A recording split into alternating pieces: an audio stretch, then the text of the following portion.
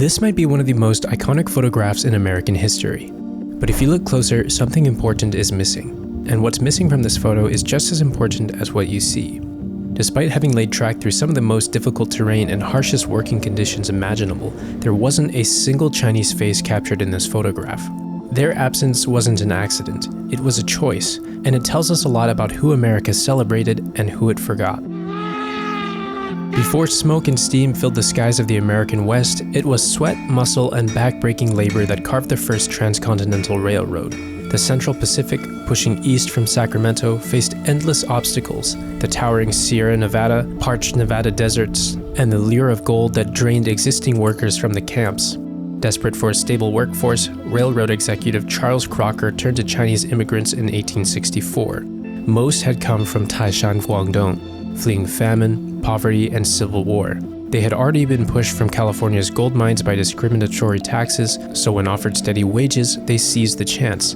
At first, the company doubted the abilities of the Chinese workers and whether white workers would even work alongside them. But 50 men proved these doubts wrong, showing strength, precision, and discipline. Soon, their numbers swelled to over 10,000. Chinese men were paid about 30% less than whites, and unlike their Irish counterparts, they had to buy their own food, tents, and supplies. Their work was also deadly, boring tunnels through granite, setting nitroglycerin charges, and enduring blizzards and rock slides in the Sierra Nevadas claimed an estimated 1,000 lives. Yet, their endurance created marvels. On April 28, 1869, Chinese crews helped the Central Pacific set a world record.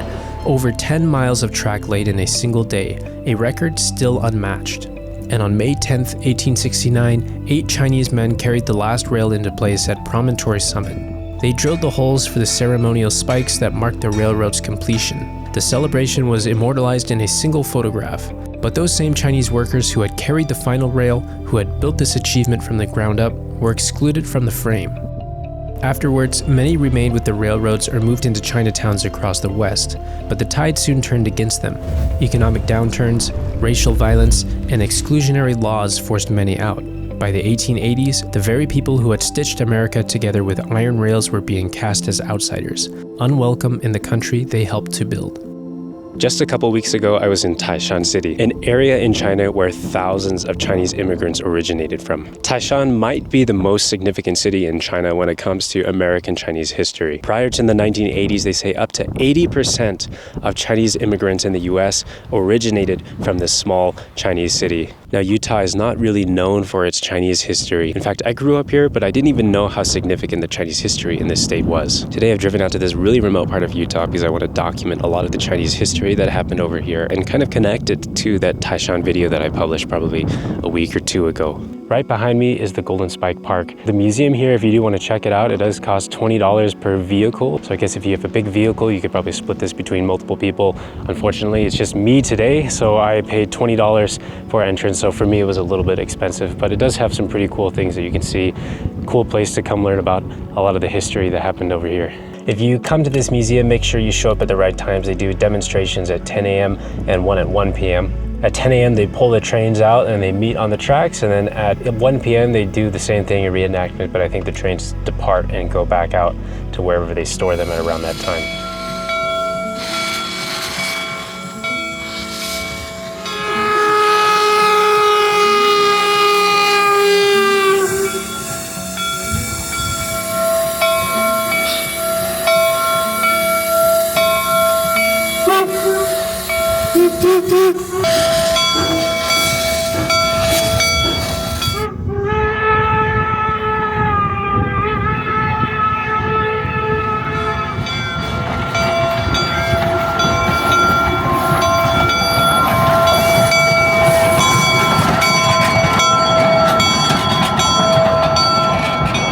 When I was in the museum, I bought this book, Ghosts of Gold Mountain, which talks a lot about the Chinese history with the construction of the railroad. And inside the museum, they do highlight some of the history. I don't think they go in too much detail about the struggles of the Chinese side, but it is still pretty interesting to see. I will say it is very difficult to find information about the history of Chinese in America, though, especially from the time with the arrival of the first Chinese gold miners to the construction of the railroad. And Chinese faced a lot of discrimination, and so a lot of the history just, it wasn't recorded. It's not kept down in textbooks except for like very basic information. So with this video, I'm kind of going out of my way to find these old artifacts or these historical sites where there were significant contributions by Chinese. There are some old ghost towns that I would like to hit up someday. I don't have time for it today. I drove an hour to get out here from my house, and if I were to continue on, it would be almost another 2 hours to hit this specific ghost town. I'll put the name of it in the video here.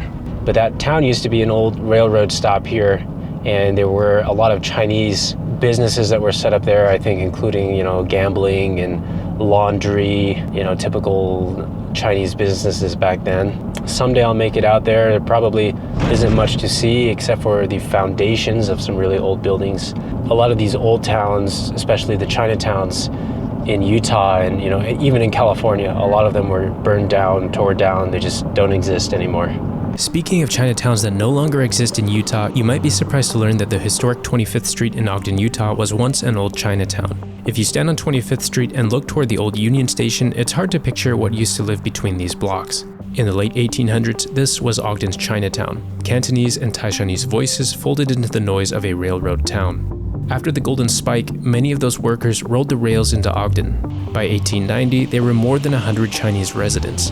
They opened laundries, restaurants, groceries, and lodging rooms, an entire ecology that kept travelers clean, fed, and moving. There was Samwa Laundry at 271 25th, Suwa at 123, and Wang Li at 229. Hand-painted signs, steam billowing out of back rooms, work done quickly, precisely, and for modest pay. Upstairs, narrow stairways led to sleeping rooms where men wrote letters home with brush and ink, saved wages for remittances, and boiled water for tea. Not everything here was easy. The same years that built these businesses also brought downturns, boycotts, and national laws that said Chinese were not welcome. Many men lived as sojourners, decades in America with wives and children they could only visit in China. When someone died, friends buried him quietly, often in unmarked graves. Years later, bones might be exhumed and sent across the Pacific, so at least the journey home could be completed. Walk this block today and most traces are gone. Addresses remain, but the paint, the people, the signs in Chinese script have all been erased by time and redevelopment.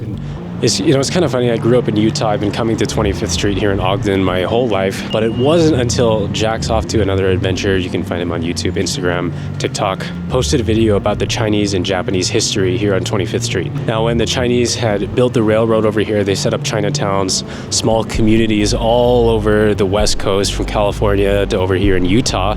And now apparently this 25th Street used to be an old Chinatown. These are all Taishan immigrants. I was in Taishan 2 weeks ago, filmed a video at one of the old Chinese overseas museums over there that talks a lot about the history of Chinese in America. And so coming over here, it's kind of interesting to see the connection between the two places, both Taishan and the US. Now, when you're walking around Ogden, you're not going to find any mention of any Chinese history here. There is a sign back over there that talks about the Japanese connection here. There were a lot of Japanese that came over here around the same time as the Chinese, but you won't find any mention. There might be a couple of Japanese Chinese restaurants, but those are not originals, Right at the end of 25th Street in Ogden, you can find the old Union Station. This was an old train station that today has been turned into a museum to highlight a lot of the old railroad history that happened over here in the United States. And if you go inside the Railroad Museum, you can find some information relating to the Chinese efforts on the construction of the railroad. Anyway, some other exhibits in the museum that you might be interested in are the train exhibits on the outside. You can take a look at a lot of different historical locomotives. They have the John M. Browning Museum, which is like the old firearms. They also have an old car exhibit, which is probably my favorite because I really like to look at old cars. And then the Cowboy Museum is probably the latest one. I don't feel like I've seen that one in the past. So that is also kind of an interesting thing to see in this museum. Well, this about concludes my video in Utah for today. For next week's video, I'll be back in China, traveling through the beautiful Guangxi province. If you don't want to miss any of my upcoming China content, be sure to subscribe to my channel. With all that said, I'll see you in the next one.